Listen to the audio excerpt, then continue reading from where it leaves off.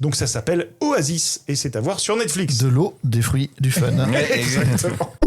C'est le maximum du olé olé que tu peux avoir, mine de rien, quand t'es un peu ado et tu cherches des trucs un peu croquignoles. J'ai placé mon gros. Alors j'adore regarder des séries dans le noir. Bonjour à toutes et bonjour à tous, fans de Noah et de Nick, convaincus ou néophytes de ce genre qu'on appelle la New Romance, bienvenue dans ce nouvel épisode de Originals, l'émission qui saute de plateforme en plateforme. Moi c'est Romain, et à mes côtés, comme chaque semaine, le jeune premier romantique aux bouclettes tentatrices qui dodeline sur ses épaules, Gauthier Jorgensen, journaliste cinéma et créateur du concept de Originals. Ouh. Bonsoir. De l'autre côté du plateau, notre charmeur charmant qui sait faire rimer le mot passion avec action, notre Dr Love, Johan Sardé, journaliste cinéma et séries indépendant qu'on peut notamment lire chez Just Watch France. Là, je viens d'éteindre mon doigt sur ma peau, je suis un petit peu caliente et je te remercie de ne pas avoir parlé de ma calvitie. Et notre invitée du jour, Justine Charlet, journaliste indépendante pour Just Watch et Écran Total. Bonjour Justine. Bonjour. Ravi de t'accueillir aujourd'hui. Aujourd'hui, on parle de quoi ? On va parler avec un gros plan sur À Contresens Londres 2 ou À Contresens 2 Londres. Ça se regarde dans quel sens ? On ne comprend pas ce titre. Ouais. On va en parler. C'est un drame romantique adapté de l'univers littéraire de Mercedes Ron, dernier volet d'une saga devenue maître étalon de son genre, la fameuse New Romance. On en parlera tout à l'heure. Et vous pourrez ensuite retrouver Gauthier pour sa chronique Les Pieds dans le plat. Et de quoi tu nous parles, Gauthier, aujourd'hui ? On va dire les vrais trucs. On va dire les vrais trucs sur notre série préférée. Sugar. Je sais plus si on en avait fait l'éloge dans la saison 1 ou pas. En tout cas, là, la saison 2 arrive. Et donc, on peut enfin en parler un petit peu dans Originals. On va essayer de vous donner envie, mais méga envie de rentrer chez vous là maintenant tout de suite et de regarder la saison 1 et la saison 2 qui sont aussi bien l'une que l'autre. Johan, tu nous feras ensuite l'agenda avec une sélection des sorties marquantes de la semaine. Ça donne quoi cette semaine ? Il y a du thriller d'Harlan Coben. Oh. Avec des gens qui réapparaissent, qui disparaissent, qui s'évadent de prison. Harlan Coben, quoi. À tout à l'heure. Et on terminera par l'interview Originals de notre invité en toute fin d'émission. Mais tout de suite, ça vient de tomber, c'est les news. Vous écoutez Originals, l'émission qui saute de plateforme en plateforme en partenariat avec Cinéma Teaser. Quand ça arrivait sur Netflix, Apple TV+, Prime, Paramount+, quand même. Max, Arte, c'est pas et mal. la puce écrase tout le monde. Disney+. Moi, je crois à la complémentarité des plateformes. Tout ça, j'aime bien. Et oui, ça vient de tomber. Où ça C'est tombé sur Disney+, figurez-vous, puisque Ryan Murphy, déjà de retour aux affaires. Cette fois, c'est en adaptant le dernier roman en date de Bret Easton Ellis. Donc on rappelle, c'est l'auteur de American Psycho, des lois de l'attraction, etc. Et ce sera sous la forme d'un thriller érotique baptisé The Shards. D'accord. Donc sur Disney+. The quoi ? The Shards. The Shards. Les Shards. Les Shards. The Shards. Merci, voilà. Moi, je suis très franglais. Les Shards. Très bien. Alors dedans, on retrouve la mannequin Kaya Gerber, Gerber, je sais pas comment on le dit. On va dire Garber. On va dire Gerber. On va venir sur les podiums, on va dire Garber. Et vous allez me dire, mais c'est qui Kaya ? C'est tout simplement la fille de Cindy Crawford. Et dedans, on va retrouver Homer Gear. Et c'est qui ? C'est le fils de Richard Gere. Ouais, voilà. bien fait. Alors ça parle de quoi ? Sur fond d'excès en tout genre, de luxure exacerbée, de toute une génération ultra friquée et dépravée, entre des teufs, des liaisons toxiques, des névroses obsessionnelles. L'intrigue prend place au cœur du Los Angeles du début des années 80 et suit les dérives d'un groupe d'élèves ultra privilégiés inscrits dans une sorte de prépa d'élite. Et on va y suivre un personnage qui s'appelle Brett, un apprenti écrivain dont la santé mentale va vaciller suite à l'arrivée en classe de Robert Mallory, un nouvel élève au comportement bizarre et une arrivée qui coïncide exactement avec la terreur provoquée par un tueur en série sadique qui s'amuse à traquer et massacrer des adolescents. Ça ressemble à un melting pot de tout ce qu'on a déjà vu. Surtout quand tu sais que c'est Ryan Murphy, donc ouais, tout à fait. voilà, Alors, American Horror Story. Juste, j'ai besoin que vous me rameniez dans les années 90. Richard Gere et Cindy Crawford étaient ensemble ou pas du tout ? Je pense que... J'ai une image comme ça de eux ensemble, mais non ou oui ? Si, peut-être. T'as pas demandé ça. Parce que du coup, là, je me dis, là, est-ce que tu me fais bugger, est-ce que les deux sont frères ? Les sœurs. Non, mais c'est ça qui me l'a... Et là, ça me dit quelque chose, effectivement. Zut. Il va falloir prendre une DeLorean et aller vérifier. Ouais, je me souviens plus. Toutes vos réponses le 6 août sur Disney+, et des réponses à toutes ces questions-là, bien évidemment. Et ben alors là, c'est tombé aussi. Oh, mais non, Attends, c'est à côté de toi, Gauthier. Oui, j'ai vu ça. J'en ai marre. La saison 3, s'il y a une saison 3, on apporte des clous. Attention. J'en peux plus. Ce n'est pas tombé que là, c'est tombé là et là. Ah Oui, il y en a partout. C'est le double impact. Double impact avec un qui est tombé sur Netflix et un qui est tombé sur Apple TV. 2 dates de sortie pour l'émission 41. Ça arrive tout de suite. Rendez-vous le 23 octobre pour la saison 4 de Lupin sur Netflix avec Omar Sy. Et l'autre news, c'est que rendez-vous le 16 septembre pour la saison 6 de Slower Seas.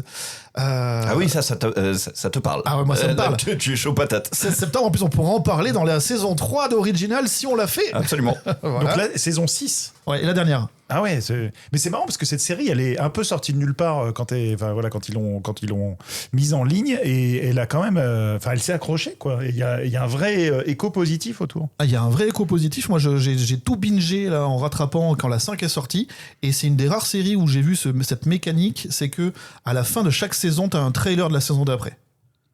Et ça, c'est quand même hyper fort en termes de gestion de la production, des calendriers et tout ça. Tu veux dire comme avec Retour vers le futur 2 ? Exactement. Et oui. C'est l'anti-House of the Dragon, quoi. C'est à l'opposé, il y a ça. Ou Stranger Things. Voilà, exactement. Et sinon, ça vient de tomber là aussi. Ah, encore. Voilà, ça tombe sur Netflix pour un petit moment de mignonnerie. Et oui, parce qu'on va vous demander d'oublier les images de synthèse qu'on appelle les CGI aujourd'hui. Le nouveau Scooby est un petit toutou, un vrai chiot, dévoilé lors d'un premier teaser, puisqu'on rappelle qu'il y a une série qui va sortir l'année prochaine, en 2027, une série préquelle. Donc c'est-à-dire que ce sera la rencontre de tous les personnages du Scooby Gang, et donc forcément, Scooby, c'est un petit toutou. Il y avait eu un film d'animation là-dessus où c'était un mini Scooby déjà. Ah oui, le précédent film ouais. d'animation, c'était ça. Qui est sorti pendant la crise sanitaire. Ouais, c'est ça, exactement. C'était déjà un petit Scooby. Absolument, ouais. Et il y a déjà eu donc 2 films en live action, il me semble, Scooby-Doo. Donc là, c'est un live action aussi. C'est un live action. C'est un mélange des deux, au fait. C'est un mélange de l'animé qu'on a eu pendant la crise sanitaire, mais en live action. Et l'histoire, c'est la première rencontre entre Sammy, Daphné, qui sont dans un camp de vacances. Ils se retrouvent mêlés à une mystérieuse affaire impliquant un chiot. Ah, on se demande qui c'est. Témoin potentiel d'un meurtre surnaturel. Et ils seront rejoints par Vera, décrite comme une jeune fille pragmatique et scientifique, et Fred, nouvel arrivant aussi étrange que charismatique. Oui, Sammy. T'as vu cette imitation? Ouais, pas mal. Bravo, je la tiens bien celle-là. Et juste un indice, le coupable, c'est le directeur de la colonie de vacances. On le sait déjà. Oui. Voilà, il va se déguiser en fantôme à un moment, il va errer dans la forêt, mais à la fin, c'est lui. Et 20 ans de pratique de Scooby-Doo, 30 ans, 40 ans de pratique de Scooby-Doo. Ouais. Je sens que tu veux que je te le refasse. Je sens que t'as envie. Garde-le pour la fin. Garde-le pour le dernier mot, bien sûr. Ce sera tout pour aujourd'hui du côté des news, et on va passer tout de suite au gros plan de la semaine.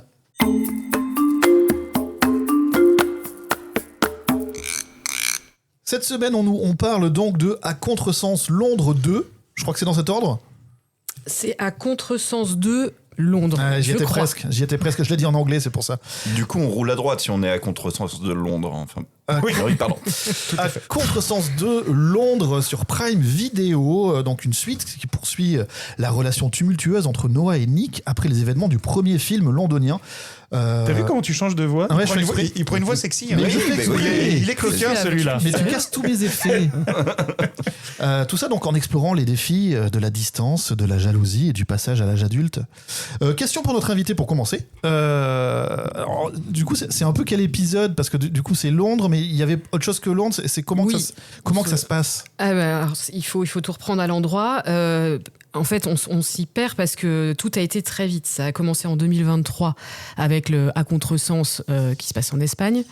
1 an plus tard, en 2024, il y avait le À Contresens 2 toujours en Espagne. Et en 2025, à la fois le Contresens 3 toujours en Espagne, mais le À Contresens Londres qui fait son apparition. Et là, donc, c'est le À Contresens 2 qui sort en 2026. La suite logique, c'est qu'il y a un À Contresens 3 à Londres. Et le 5 mai est sorti le 4e tome d'À Contresens, écrit par Mercedes Ron. Donc, on peut imaginer qu'il y aura un 4e film à la fois en Espagne et à la fois à Londres. Et est-ce que les films espagnols sont les mêmes que les films anglais, mais on a décalé l'endroit et tout ça? C'est les mêmes personnages, les mêmes histoires? Alors, il y a Nick et Noah, la base. Les parents sont là aussi. En revanche, il y a quelques petites subtilités dans l'histoire. L'adaptation n'est pas exactement la même. Mais on va peut-être en reparler. Ouais, carrément. Et en plus, ça ressemble à ça. La seule chose plus compliquée que de trouver l'amour,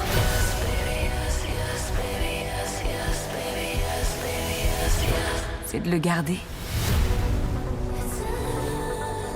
Tu m'oublieras pas quand tu seras à Oxford. La fac, ça sert à faire tout un tas d'expériences. Qu'est-ce qu'on fait? Tu commences ou c'est moi?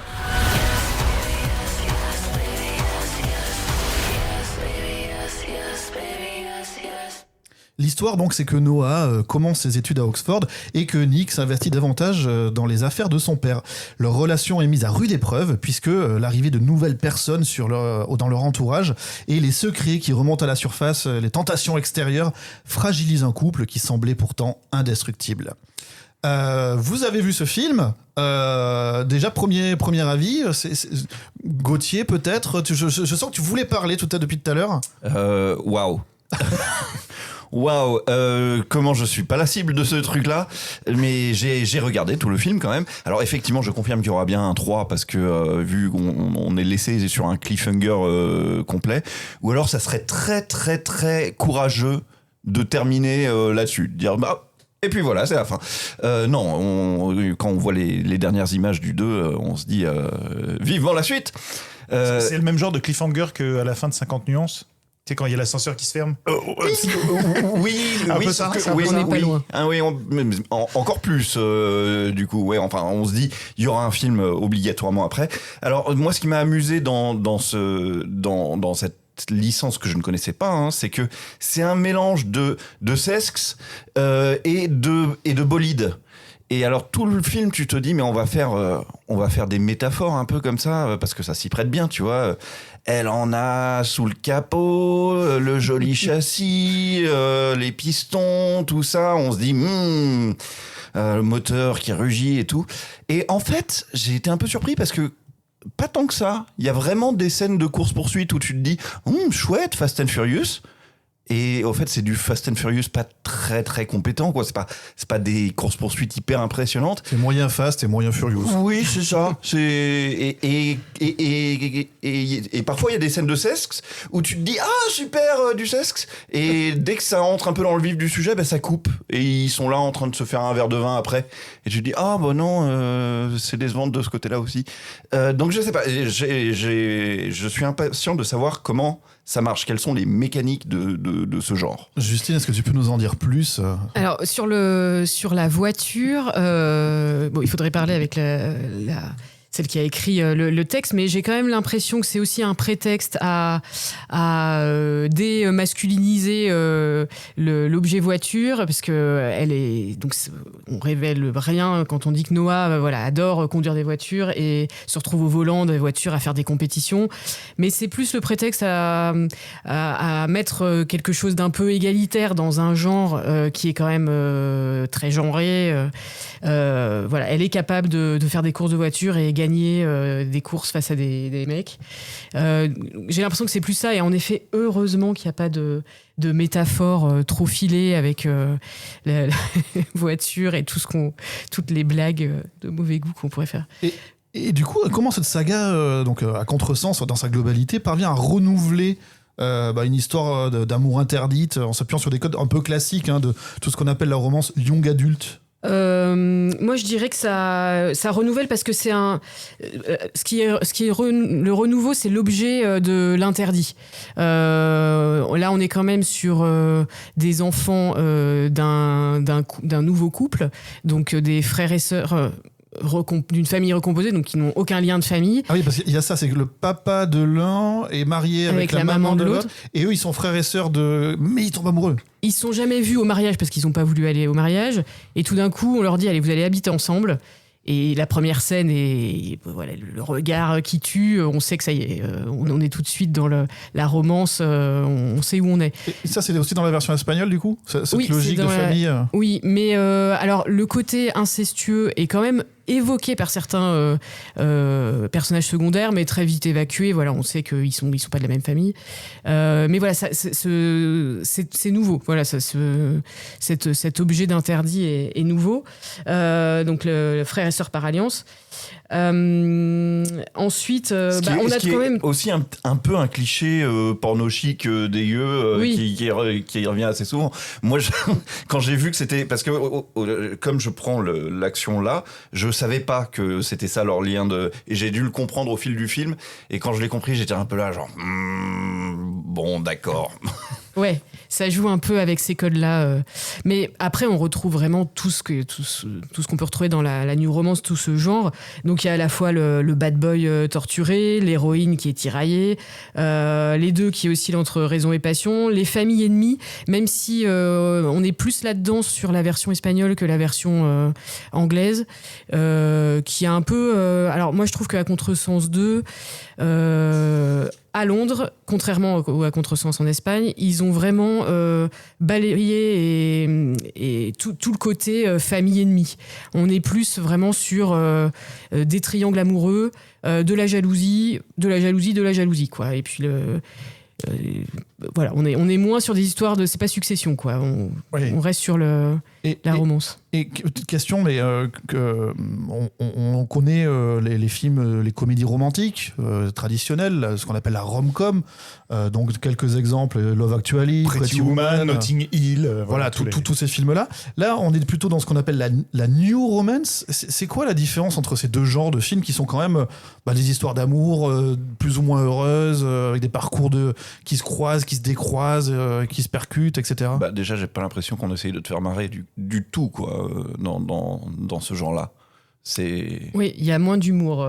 Il y a moins de second degré. Il y a moins de second degré. Ouais. Et j'ai l'impression, tu me confirmeras, Justine, mais t'en parlais juste avant, que j'allais dire le symbole, en tout cas la mécanique du triangle amoureux est vraiment centrale. Dans à peu près 90% des trucs de New Romance, il y a toujours en fait, elle voulait utiliser Bidule pour être amoureux, pour faire craquer l'autre, mais en fait, ils vont tomber amoureux du coup, mais l'autre aussi tombe amoureux. Et il y a toujours, voilà, dans tout ce que j'ai vu, c'est-à-dire à tous les garçons que j'ai aimés, l'été où je suis devenue jolie, même dans Off Campus, qui est un peu la série qui cartonne en ce moment, il y a toujours cette histoire de séduction par la bande. Enfin, en gros, c'est la séduction, c'est un peu comme un jeu de billard, mais au final, la boule revient vers toi, si je pourrais dire ça comme ça. Et l'autre est quand même un peu amoureux de toi alors que c'était pas prévu, machin, etc. C'est du Fedo, ça existait déjà. Oui, tout à fait, mais Fedo a pas vendu des millions d'exemplaires, voilà. Et alors parce que...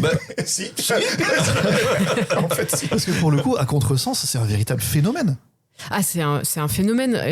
À Contresens, Espagne a cartonné dès qu'il est sorti. Et alors, ce qui est étonnant, c'est qu'à Contresens, Londres a cartonné aussi. On aurait pu s'imaginer que ça allait se télescoper. Et en fait, non. Alors, on se dit, il y a pas de... Pourquoi s'arrêter de décliner faites un Contresens Paris. Enfin, allons-y. Ouais, ou Châteauroux. Non, tu peux pas faire Châteauroux parce que je découvre aussi dans ce genre que... c'est excitant tout ça uniquement si ça se passe chez les riches. Ah oui. Le sexe chez les pauvres, c'est pas très intéressant. Mais chez les méga riches, là, c'est super cool. Et toute cette histoire de conflits familiaux dont tu nous parlais tout à l'heure, c'est vraiment... ça nourrit les enjeux ou... Oui, en fait, toute l'idée, c'est ils vont s'aimer et encore plus s'aimer parce que le danger est à l'extérieur. Et plus le danger est à l'extérieur, plus le couple est un refuge. Et puis ces deux personnes, Nick et Noah, se rencontrent alors qu'ils ont des bagages familiaux assez lourds. Noah, son père, on apprend qu'il est mort, mais qu'il était violent. Et puis... Est-ce qu'il est vraiment mort ? 3 petits points. Et Nick, en fait, sa mère est abandonnée, l'a abandonné. On apprend dans le 2 de la version espagnole que ça s'est pas vraiment passé comme ça. Et la version Londres, par contre, ne s'intéresse pas à cette partie-là de l'histoire. Mais oui, en fait, tout ce qui est extérieur au couple va nourrir le refuge et l'intensité du couple. C'est un couple à la Roméo et Juliette, un petit peu, qui se retrouve dans une fatalité, ce genre de choses, mais qui se construit à travers tout ça. Leurs failles respectives, ils vont se reconnaître l'un dans l'autre, même s'ils sont... alors c'est ça, ils sont d'une famille très riche, on se dit qu'ils auraient eu le temps de régler leurs problèmes. Comment ça se fait qu'ils ont des problèmes alors qu'ils ont autant de pouvoir d'achat et de pouvoir d'aller bien? Mais non, ils ont de gros problèmes. Oui, parce que on l'a dit, c'est la haute société, Oui. donc il y a un truc un peu glamour, si on peut dire, même si d'autres pourraient appeler ça un peu vulgaire aussi, d'étalement de richesse, de soirées, Ah là là. de grosses voitures Alors, et de paysages, de piscines débordantes sur. Il y a cette image-là quand même. Je sais plus qui est le garçon et qui est la fille là-dedans. Le garçon, c'est... Noah, c'est la fille. Et Noah, c'est la fille, et Nick, c'est le garçon. Nick, il a 20 ans, il est PDG d'une GAFA. Normal. Voilà, et puis quand on le filme au travail, en gros, son travail, ça a l'air d'être de s'ennuyer en réunion.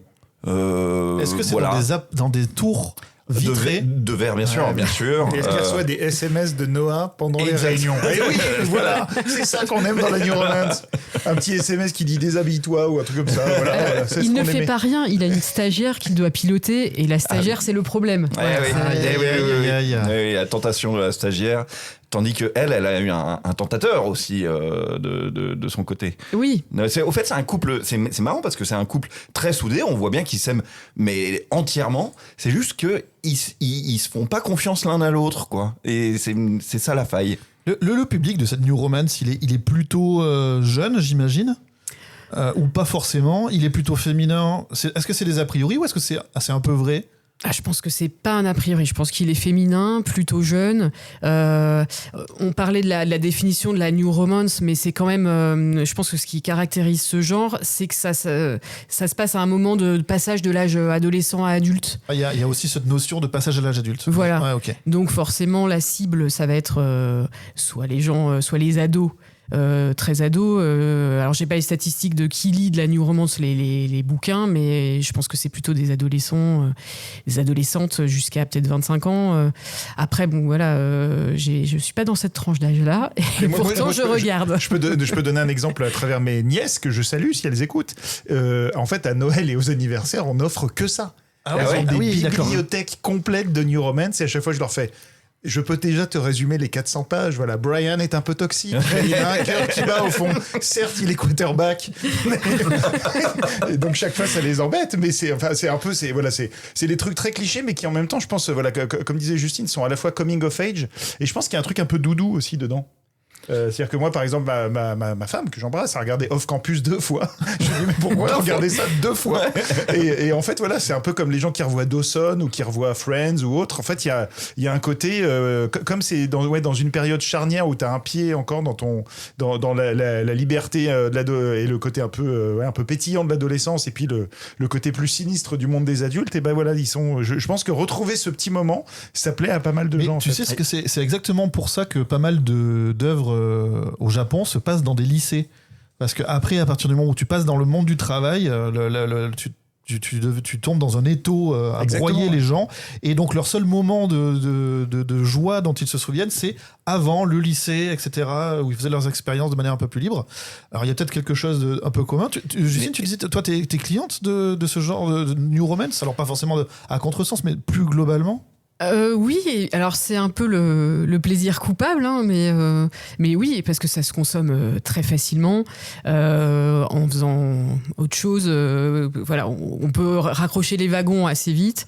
Il y a Off Campus, il y a eu celle avec. Alors maintenant, il y a comment ça s'appelle, Riverly, tu sais, avec les deux joueurs de hockey. E.T. de Rivalry. Ouais, E.T. de Rivalry, ouais. Gros Là, succès voilà, aussi. on est dans la New Romance sportive LGBT. Ouais. Et c'est super sympa comme Mais série. il y en a aussi sur grand écran parce qu'il me semble avoir vu il y a 2 ou 3 ans un film qui s'appelle Là où chantent les écrevisses ou un truc comme ça. Oh ouais, mais qui est plus dark quand même. C'est pas vraiment de la New Romance là. Pour Ah le bon coup. Ouais, c'est tiré d'un bouquin. Il y a une distinction. Mais non, mais c'est plutôt un drama autour voilà de quelqu'un qui a une jeunesse compliquée. Mais sinon, et E.T. de Rivalry, je pense aussi coche les cases d'un des trucs qui plaît aussi sur les plateformes. Hein. Il y a un côté très steamy, quoi, comme on dit. Donc steamy, c'est C'est chaud, quoi. C'est Oui, Caliente, voilà, c'est le nouveau nom de Caliente. Tout à l'heure, j'étais Caliente, maintenant je suis Steamy. Voilà, mais c'est qui a été un peu initié au départ par 50 nuances. Après, il y a eu 365 jours là, sur la trilogie un peu déviante sur Netflix. Et comme en fait, sur les plateformes, il n'y a pas de truc olé olé, c'est le maximum du olé olé que tu peux avoir, mine de rien, quand t'es un peu ado et tu cherches des trucs un peu croquignoles. J'ai placé le mot croquignol. La vache. Le Romain, il est parti. Il a fait qu'est-ce que c'est que ça? Mais c'est un festival. Croquignol, voilà. Et tu vois en quoi on est réduit la sexualité adolescente, quoi. Aujourd'hui, ils ont droit à croquignol. C'est le must. Non, je voulais juste rappeler cette statistique qui est connue, mais du monde de l'édition. C'est surtout les femmes qui lisent des livres de manière générale sur tous les formats. Donc il est normal que le public de ce type d'adaptation soit féminin. Et alors, moi j'avais une question comme ça, c'est à part Little Rivalry dont on avait déjà parlé dans une émission, est-ce qu'il n'y a pas quand même une représentation un peu cliché d'un couple très hétéronormé, un peu archétypal ou est-ce qu'au contraire, justement, Alors, c'est une bonne remarque. En tout cas, ce qui est sûr, effectivement, c'est quand même souvent beaucoup hétéro sur les couples principaux. Et après, par contre, dans les personnages secondaires et annexes, il y a évidemment plus de diversité. Par contre, c'est un genre, j'ai l'impression, moi je m'en suis rendu compte avec à tous les garçons que j'ai aimés, et puis ensuite même avec l'été où je suis devenu jolie, c'est que c'est quand même un genre où il y a de la diversité en termes de culture et d'origine. C'est-à-dire que à tous les garçons que j'ai aimés, voilà, c'est porté par une héroïne sud-coréenne. Et ce qui était, alors que je pense que si on avait fait la même série il y a 10 ans, ça aurait été plutôt une héroïne caucasienne, on va dire. Donc, c'était la remarque que je me suis faite en regardant le film, mais je voulais pas trop la mettre en avant parce que je veux pas être taxé de anti-jeune ou je sais pas trop quoi. Mais c'est un peu vrai que je me suis un peu dit, si c'est ça le progressisme, c'est chaud quand même. Voilà. Moi, je trouve que ça reste quand même assez hétéronormé. À contresens, en est l'exemple. Ça reste quand même le bad boy, la fille sensible qui porte quand même la charge mentale et émotionnelle du couple. On reste quand même encore, même si on sent qu'il y a des tentatives d'amener des choses masculines vers les personnages féminins et masculins vers les... Enfin, féminine vers les personnages masculins, ça reste quand même très stéréotypé. Après, on a Itid... Itid Rivalry qui a quand même créé un vrai électrochoc là-dedans. Et c'est, voilà, si vous n'avez pas vu la série, ça a été l'un des phénomènes c'était quoi chez nous, en janvier? Aux US, c'était plutôt novembre. C'était en février chez nous, il me semble, et c'était en novembre. Ils avaient un peu tardé à le sortir en France, mais c'était vraiment une chouette série avec un couple vraiment fusionnel et très, auquel tu crois, quoi, très crédible. Et quel héritage la trilogie à contresens pourrait laisser dans le paysage des audiovisuels comme ça, plus que des bouquins? Moi, je préfère qu'on parle des adaptations, puisque c'est un peu le sujet de Originals. Mais est-ce que c'est vraiment un incontournable? On a vu, si on se laisse porter par ce que propose la plateforme Prime, il est dans les tops régulièrement. À chaque fois qu'il y a une nouvelle itération, c'est premier des tops, et du coup le premier qui était sorti avant revient dans le top, etc., etc. Et je peux même dire que sur Just Watch, pour lequel on écrit avec Justine a fait un papier qui expliquait justement la saga à contresens à voir dans l'ordre. Et en fait, c'est le papier le plus lu depuis 1 an. C'est vrai. C'est-à-dire que le truc, tu vois, on essaye de publier plein de trucs. Spielberg, c'est à contresens, c'est là et ne bouge pas, quoi. Donc, en fait, il y a un vrai truc sur cette licence-là en particulier. Après, j'ai l'impression qu'il y a Off Campus quand même là qui émerge un peu. Il y en a certaines qui passent un peu inaperçues, c'est-à-dire qu'elles sont regardées mais qui créent pas de phénomène. D'autres, donc, je pense qu'il y a une espèce des fois d'alignement des planètes, peut-être sur les personnages, les archétypes qu'ils représentent. Pourquoi et tout ça, à contresens particulièrement, que ce soit en Espagne ou à Londres, ça fonctionne? Moi, je pense ça valide quand même pas mal de choses. D'abord, l'esthétique avec le luxe. Et puis c'est quand même très bien filmé, les lumières sont canon. Alors, et après on est vraiment dans deux univers différents. En Espagne, c'est vraiment le bord de mer, la Costa del Sol, les palmiers, la plage, tout ça. À Londres, c'est Oxford, c'est les petits jardins anglais, la brume, mais pas trop quand même. Et on est dans quelque chose de plus feutré, mais tout est vraiment très bien filmé. Donc je pense que ça met un standard esthétique déjà à contresens. Ensuite, il y a la bande-son qui est vraiment ultra pop. Enfin, on sent qu'il y a une vraie recherche pour que ça soit, que tout colle bien. Et puis, la thématique, je pense que c'est plus standard, mais ils ont quand même réussi à trouver quelque chose qui avait jamais été fait avec cette histoire de frères et sœurs. Après, est-ce que ça va valider l'idée qu'on puisse décliner à l'infini The Kissing Booth et d'autres, pourquoi pas, mais en tout cas, ça peut donner des idées aux producteurs de prendre un texte sur Wattpad, comme c'est le cas pour À Contresens, et de voir ce qu'on en fait dans tous les pays, avec la sensibilité de chaque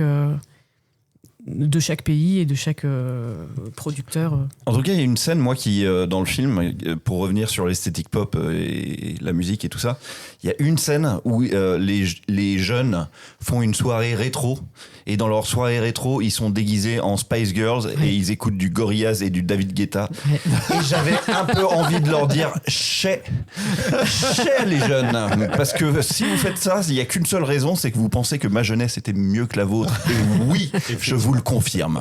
Et pour compléter ce que dit Justine, il y a peut-être aussi un truc, alors je ne saurais pas comparer, il faudrait vraiment, je pense, les regarder en détail, mais peut-être qu'à Contresens, notamment, a été beaucoup plus chiadé en termes d'édit pour les réseaux sociaux. C'est-à-dire que souvent, des phénomènes qui prennent comme ça depuis les plateformes, c'est des choses qui sont ultra éditables. Il y a même, par exemple, je crois que c'est le film The Drama, il y avait eu avec Pattinson et Zendaya, où il y a plein de critiques qui ont dit « Attends, c'est un film qui a été fait pour TikTok ». C'est-à-dire qu'en fait, chaque scène est découpable, verticalisable, machin. Et en fait, je pense que les séries qui prennent ont bien compris ça et arrivent à faire des choses très, très éditables, quoi. Je suis en train de regarder The Drama et c'est totalement l'impression que ça me donne, effectivement. Ouais. Merci beaucoup à tous les trois. Je rappelle que À Contresens Londres 2 ou À Contresens 2 Londres, mettez ce 2 où vous voulez, est disponible donc depuis le mercredi 17 juin sur Prime Video. Et Gauthier, il n'y a pas que ça, figure-toi, dans les recommandations que tu pourrais faire. Et tu avais envie de mettre les pieds dans le plat. Alors Gauthier, tu nous amènes vers où cette semaine ? Il faut que je vous parle un petit peu de la série qui s'appelle Sugar. Sugar, avec Colin Farrell dans le premier rôle. C'est une série qui est sur Apple TV, il me semble, et qui est en 2 saisons de 8 épisodes chacune, et ce sont des épisodes qui font entre 30 et 40 minutes. La première fois que j'ai entendu parler de cette série, c'est simple, j'étais en réunion avec le jury plateforme du syndicat de la critique, et il y a un gars qui a commencé à faire Sugar, et puis il y a un autre gars qui a fait ouais Sugar et tout, et j'étais là genre mais de quoi vous parlez? Et donc je suis rentré chez moi et j'ai regardé Sugar avec ma femme et on s'est dit t'as hurlé à ta femme Sugar. Exactement, premier épisode, mais il y a même pas besoin, c'est une de ces séries où t'as pas besoin de dire à ton pote si mais accroche-toi, à partir de l'épisode 4 là, ça devient addictif et tout. À partir de la saison 12 tu vois, c'est ça. Non là c'est immédiat, tu regardes un épisode, tu fais et donc une fois la première saison vue, j'ai dit à je suis allé voir Romain et je lui ai fait Sugar. Il est rentré chez lui et bon voilà. C'était ça, c'est écrit dans Paris ce jour-là. Exactement. Et je confirme que je l'ai regardé avec ma compagne aussi et qu'à un moment pareil. Donc c'est une série qui raconte en fait, c'est du néo-noir, et je vais pas revenir sur qu'est-ce que c'est le néo-noir, parce que ça, on l'a fait à peu près 7 fois dans l'original. Alors, c'est simple, on va vous renvoyer à l'épisode sur Spider Noir, avec Corentin de Allociné, et voilà, c'est un des épisodes, il y a 2 ou 3 émissions, 2 ou 3 semaines, et c'était, voilà, on a tout réexpliqué. Pour faire très très simple, dans les années 30 et les années 40, il y avait des films noirs qui mettaient en scène en général des détectives privés dans des ambiances très feutrées, avec des galurins, souvent à Los Angeles quand même, et sous la pluie avec des voix off. Et quand on faisait ces films dans les années 30 et 40, on appelait ça des films noirs. Et puis pour une raison que je vais pas revenir dessus, depuis qu'on n'est plus dans les années 30 et 40, quand on refait ce genre, on appelle ça du néo-noir. C'est-à-dire on n'est plus dans l'époque, mais on fait ce genre-là quand même. Alors attention, Sugar, ça a la particularité de ne pas être dans le passé, hein. C'est du détective privé à Los Angeles. Aujourd'hui, il a un téléphone portable et tout ça. Mais ce qu'il y a de fascinant Il fait des vocaux. Il fait des vocaux. J'étais chez le dentiste. Exactement. Et là, je me suis dit, ma secrétaire m'a déposé ce dossier sur ma table. Alors, il a une voix off. Il a une voix off qui est totalement assumée. Et c'est une voix off qui est totalement cliché. Hein. C'est vraiment cette ville au Ramapo, etc. Enfin, c'est vraiment ça le ton du truc. Mais ce qui est totalement fascinant dans le personnage de John Sugar, qu'il faut appeler comme ça en anglais, hein, parce que si tu l'appelles Jean Sucre, bah ça claque moins, forcément. John Sugar, c'est le mec le plus hallucinant que tu as jamais vu de ta vie. C'est le héros le plus génial du monde. Et il est tellement parfait que tu finis par te dire ça cache quelque chose. Je sais pas quoi, mais ça cache quelque chose. Il est trop beau, il est super riche, il a une bagnole, mais d'exception. Il veut pas se battre parce qu'il aime pas la violence. Mais s'il faut se battre, il va te marave. Il déteste la violence, donc il n'a jamais d'armes sur lui. Mais en revanche, si tu lui braques un flingue dessus, là, faut se préparer, si tu veux. Il est gentil, mais il est gentil. Il est d'une gentillesse, d'une sympathie. Désintéressé. Totalement désintéressé. Dans la saison 2, le début de la saison 2, c'est un jeune boxeur qui a perdu son frère. Son frère a disparu. Et il n'a pas les moyens de payer John Sugar. Mais John Sugar, il lui dit, mais c'est pas grave. On va retrouver ton frère. C'est plus important qu'on retrouve ton frère plutôt que tu me payes et tout. Donc, bon, évidemment, tu passes un peu toute la première saison, surtout, à te dire, mais pourquoi il est comme ça ? Même quand il boit, parce qu'il boit... C'est un des clichés du film noir. Donc, il boit du whisky tout le temps. Tu te dis, mais il est pas bourré au bout d'un moment ? Et en fait, il dit, non, moi, l'alcool a pas d'effet sur moi.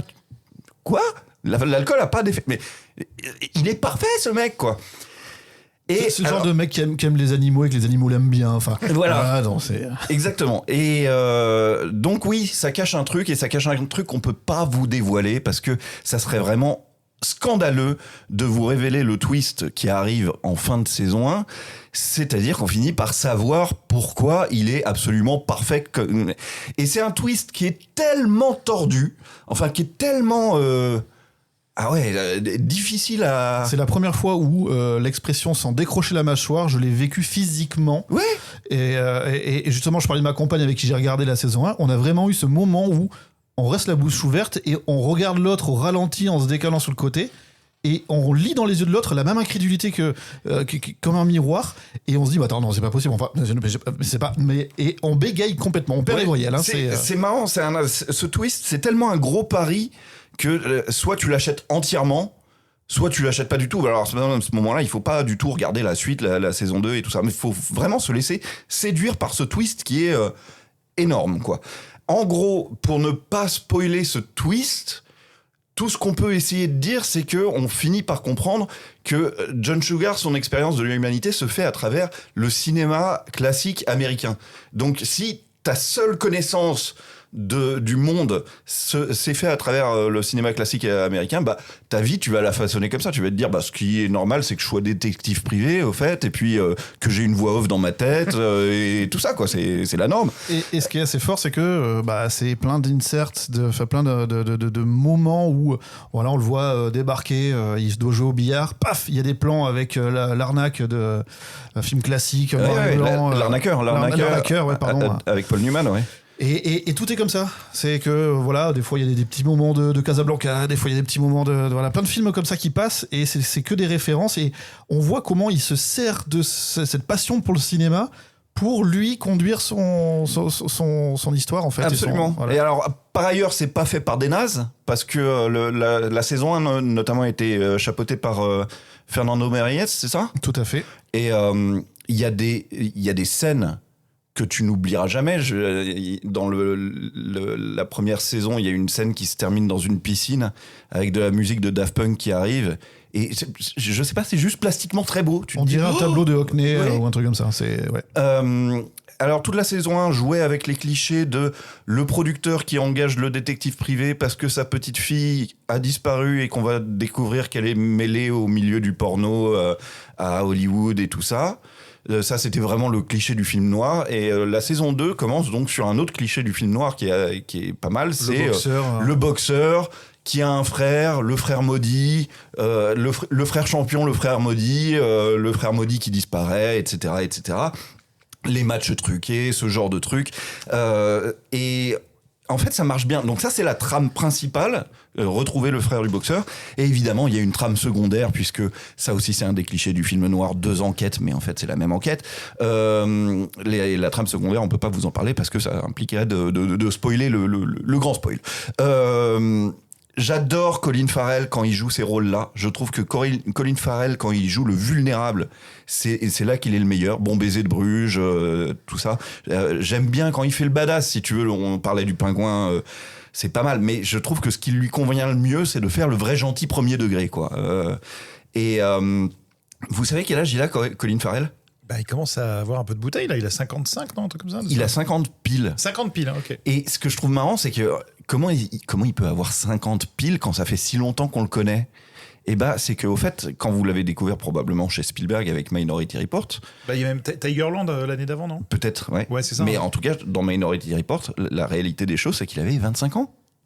Alors qu'il joue un rôle de... Il a un physique qui vous avez déjà l'impression qu'il en avait 35, 40... bon, effectivement, ne faites pas l'erreur de vous comparer vous-même à Colin Farrell dans Sugar, parce que c'est très complexant, mais c'est vraiment c'est un héros comme on n'en voit plus du tout, ni au cinéma, ni en série, ni rien. C'est le héros qu'il faut justement pas trop psychologiser. C'est un gars, tout ce qu'il veut faire, c'est le bien.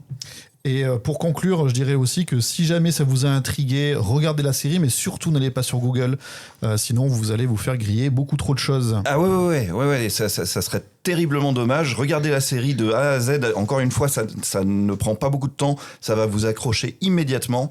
On peut pas vous dire mieux que ça. Merci beaucoup Gauthier. Je vous propose d'enchaîner tout de suite, et c'est évidemment le moment des sorties de la semaine. Et cette semaine, Yoann, tu nous parles donc des sorties de cette semaine. Comment ça se passe ? De quoi ça s'agit ? Et de quoi ça s'agit ? La semaine dernière, souvenez-vous, Netflix c'était un peu timide sur Netflix. Là, Netflix est un peu la plateforme principale au niveau des nouveautés. On parlait de la New Romance tout à l'heure. Au départ, la New Romance, c'était quand même un genre un peu préempté par Netflix. On a parlé de Kissing Booth, on a parlé de À tous les garçons que j'ai aimés. Et puis, ils ont un peu laissé ça à Prime, qui en a fait vraiment son genre de prédilection. Et Netflix, au-delà de leurs grosses entités et leurs grosses licences, ils ont misé notamment sur le thriller et sur Harlan Coben. Et donc en fait un nouveau film d'Harlan Coben arrive, une nouvelle série adaptée d'Harlan Coben arrive sur Netflix cette semaine. Donc c'est en 8 épisodes, ça s'appelle Sur tes traces, I Will Find You. L'histoire est assez géniale, comme toujours, un père innocent mais accusé du meurtre de son fils, est en prison. Tout le monde pense que le fils est mort, mais un jour, quelqu'un lui amène une photo d'un enfant qui ressemble vachement à son fils quand même. Donc il va s'évader. Et il va essayer de trouver le coupable et de s'innocenter. On est en plein dans le Harlan Coben. On a presque l'impression que c'est un remake de Ne le dis à personne, à peu de choses près. Donc c'est porté notamment par Sam Worthington et il est là, Sam Worthington. Il est là, oui. tout à fait. Il n'est pas qu'un avis. Il est aussi en prison. Par Britt Lower, qu'on avait vu dans Severance, par Milo Ventimiglia, qu'on aime beaucoup. C'est la première fois, donc ça c'est la petite subtilité, qu'une histoire d'Harlan Coben se passe sur le sol américain. D'habitude, ça se passe toujours en Europe. Et c'est notamment, c'est pas seulement adapté, c'est vraiment supervisé aussi par Harlan Coben, qui avait fait Ne t'enfuis plus, Faute de preuves, Juste un regard, Tu me manques, Double piège, Ne t'éloigne pas, Disparu à jamais. J'ai l'impression que c'est comme les titres des James Bond. Ouais, un peu. Tu trouves des mots, tu les mets ensemble et ça fait des... Il doit y avoir des générateurs de... C'est rigolo parce que Ne t'enfuis pas, Ne t'enfuis plus, je suis en train de le regarder là. Ah, et c'est vachement bien. Ah, ok, très bien. Voilà, dans le genre. C'est ce qu'on appelle un page turner, en tout cas quand ça sort en librairie. C'est les livres qu'on achète pour l'été sur la plage, et le truc où on peut pas s'arrêter de les lire. Et là, Netflix mise un peu sur ça, et donc le fait de vous allez lancer un épisode au début de l'été, et ça va normalement vous accompagner tout l'été. Donc Sur tes traces, I Will Find You. Sur Netflix également, pitch un peu improbable, mais pitch cœur avec les doigts qui me fait vibrer. Ça s'appelle Si tu m'écoutes, Voicemails for Isabel. Et alors le pitch est assez fabuleux. Après la mort de sa sœur, une femme évidemment affectée, une jeune femme, continue à lui laisser des messages soit des fois triste, soit des fois marrant, sur sa vie, ce qu'elle traverse, ses amours, ses déconvenus, machin. Sauf que le numéro a été réattribué. Et un homme à l'autre bout du fil reçoit les messages et va tomber amoureux d'elle à distance. Bravo. Hein, est-ce qu'on ne valide pas ce pitch? Est-ce que c'est un peu New Romance comme genre de truc C'est un peu New Romance. Ça fait penser un peu à Her de Spike Jonze aussi. Un peu ça, et c'est présenté aux US comme un peu le croisement moderne entre Nuit Blanche à Seattle et Vous avez un message. Donc il y a un peu de ça aussi, le fait de tomber à distance avec quelqu'un qu'on ne connaît pas, tomber amoureux. C'est une histoire de vocaux aussi. Voilà, c'est une histoire de vocaux, voilà, exactement. C'est porté par Zoé Deutsch et Nick Robinson, voilà, qui forment, je pense, un couple qui va faire vibrer tout le monde. Ça dure 1h55. C'est disponible ce vendredi sur Netflix. Sur Netflix encore, toujours, nous avons une série qui s'appelle Oasis. Non, rien à voir avec le groupe. Non, rien à voir avec la boisson. C'est ce que j'allais dire. Pourquoi c'est moi qui hérite de la boisson? C'est complètement autre chose. C'est parce que je suis fan de Carlos, non pas du tout.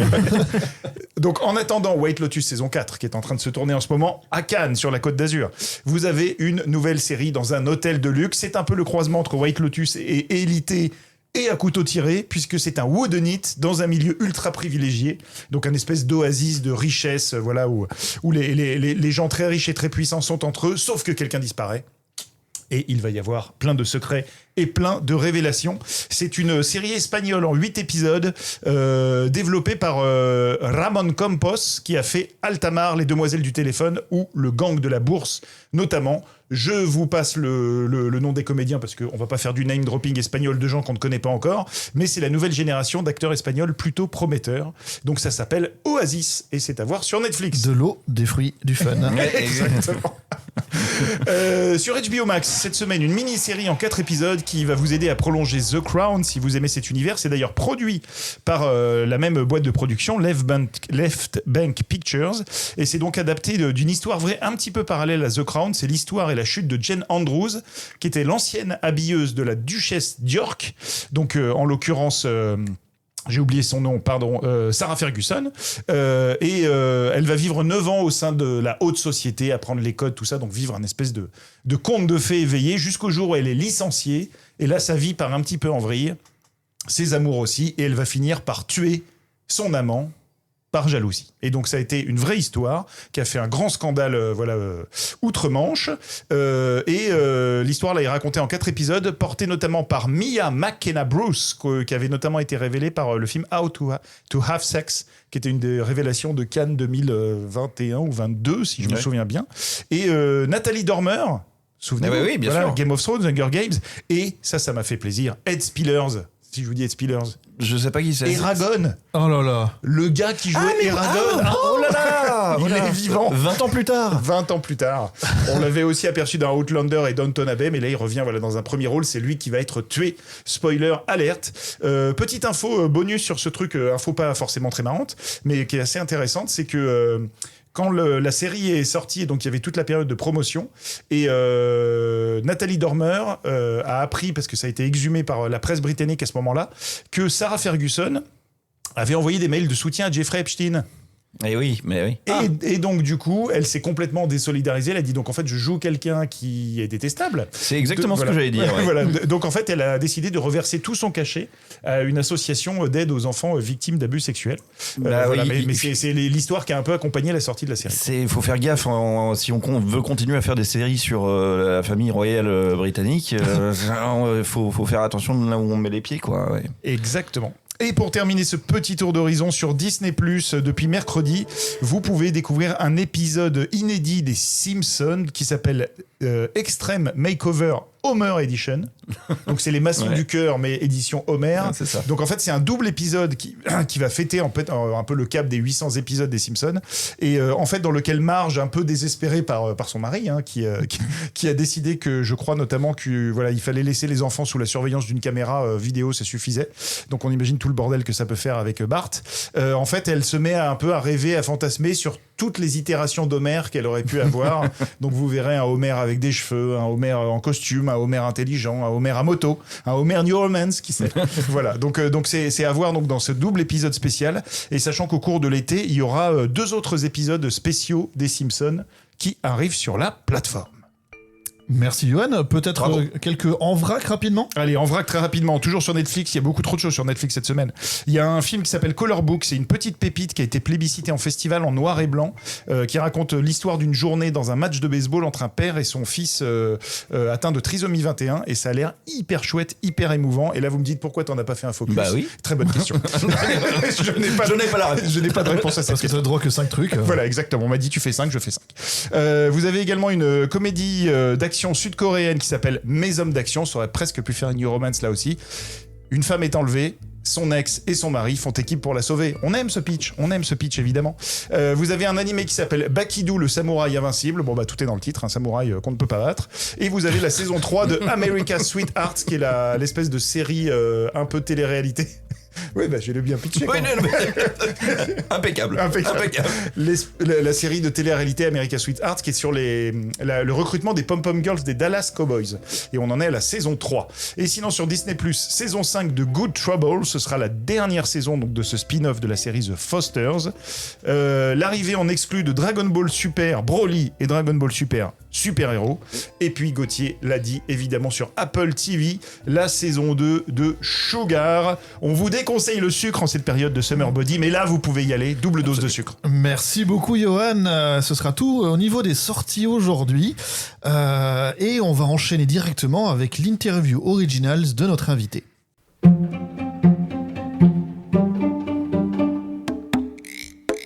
Du coup, je te rappelle le concept, 10 questions en moins de 10 minutes pour cerner quelle utilisatrice de plateforme tu es. Voilà, c'est les mêmes questions qu'on pose à tous nos invités et à toutes nos invitées. D'accord. Est-ce que tu es prête ? Je suis prête. Allez, on est parti. Quel est ton premier souvenir de plateforme ? Alors, premier souvenir de plateforme, c'était pas Lilyhammer, la première série de Netflix, c'était la suivante, c'était House of Cards. Et pour être plus précise, épisode 1 de la saison 2 avec Kate Mara qui finit tragiquement là où elle finit. Et donc tu es une des pionnières de l'utilisation des plateformes en fait, dès que ça arrivé en France. Pouf. J'ai un certain âge. Est-ce que ta consommation de cinéma a changé depuis l'arrivée des plateformes ? Oui, alors l'arrivée des plateformes est à peu près correspondu, c'est ça, c'est le bon mot, correspondu, oui. À l'arrivée de mon premier enfant. Donc plus de cinéma, mais des plateformes, donc c'était providentiel. Est-ce que tu regardes tes contenus sur ton téléphone ? Oui, alors j'adore regarder des séries dans le noir.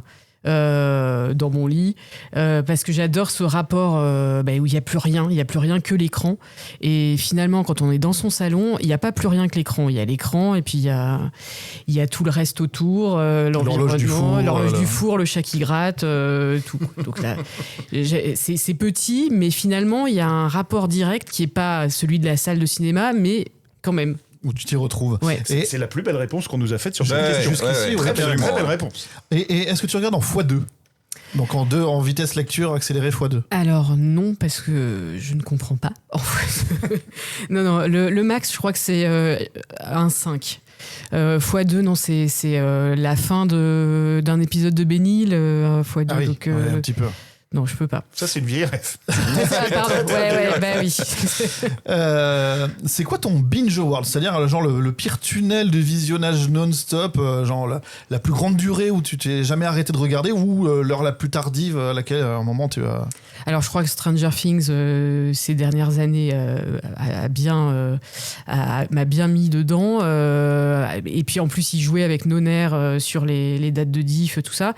Mais sinon, alors pas spécialement des séries longues, c'est plutôt parce que les séries longues on se dit bon allez je m'en garde la moitié pour plus tard. Non, c'est plus les séries courtes moi qui me tiennent longtemps, donc ça va être Adolescence, Mare of Easttown, pardon, Unorthodox, voilà ce genre de les séries courtes, 4 épisodes. Bon, ça m'emmène pas jusqu'à 8h du matin, mais c'est déjà tard pour moi, quoi. Est-ce que tu regardes tes watchlists ? Alors non, j'évite de faire des watchlists parce que j'ai déjà plein de listes de plein de choses.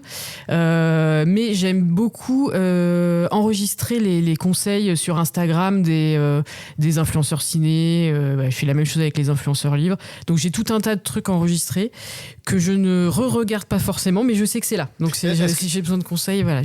Est-ce que tu as un truc en tête là qui est dans une de tes watchlists et que tu sais que tu regarderas jamais? Alors c'est un peu honteux. The Wire, je pense que j'ai essayé. J'ai pas réussi. Tout le monde dit que c'est la série qu'il faut avoir vue, qui est formidable, qui est la plus exceptionnelle, et je n'y arrive pas. Je fais un refus d'obstacle, mais bientôt. C'est mal, hein. C'est mal. Je sais que Johan, il fait pareil. Vous faites du tort. On préfère regarder de la New Romance. Excusez-nous. Vous faites absolument ce que vous voulez, mais The Wire et Sugar, c'est 2 séries, vous devriez faire ça. Est-ce que les recos des algos, c'est pertinent pour toi? Alors non, pas forcément, parce que je peux passer quand même de New Romance à film d'horreur à documentaire de true crime ou autre chose, et d'une plateforme à l'autre, donc non, ça marche pas. Est-ce que les films de plateforme, alors c'est la question business, est-ce que les films de plateforme devraient recevoir un Oscar ou un César? Eh ben, pourquoi pas un autre truc qui finirait en art, parce que César et Oscar c'est déjà pris, puis quand même il y a peut-être quand même quelque chose de nouveau qui se joue avec la façon de produire pour les plateformes. C'est une autre économie. Est-ce que les films de plateforme seraient totalement commercialisables au cinéma, ou j'ai l'impression quand même que qu'on est sur autre chose. Donc allez, autre chose qui finirait en art. Un Bernard. Les Bernards des plateformes. C'est la réponse qui a motivé Gauthier pour créer Originals. Hein, exactement. Donc, et enfin, si tu étais une plateforme, tu serais laquelle? Vu le thème d'aujourd'hui, Amazon. Et puis c'est la seule plateforme qui fait référence à une figure féminine. Donc, ah oui, c'est vrai, une Amazon, oui, voilà. Tout à fait. Eh bien, merci beaucoup, Justine. C'était donc ton interview Originals, bravo et merci. Et c'était aussi Originals, l'émission, saison 2, épisode 41. 41. Eh oui, 41. On remercie donc, mais que pour la saison 2. Oui, je sais. Merci beaucoup déjà aussi, Justine. Donc je rappelle, hein, Justine Charlet, tu es journaliste indépendante pour Just Watch et Écran Total, et tu étais notre invitée aujourd'hui. Merci beaucoup. Merci. On remercie bien sûr notre partenaire Cinématiseur pour sa confiance et son soutien. Merci les amis. Merci. Ainsi que Magic Andou au montage. Big up pour nous. On se retrouve quant à nous vendredi prochain à 17h pour toujours plus d'actu ciné, séries, docu animés et toujours plus de créations originales. Bye bye. Bye bye. Ouh là là, Pina, c'est le retour de Scooby-Doo. Ouh, Sammy.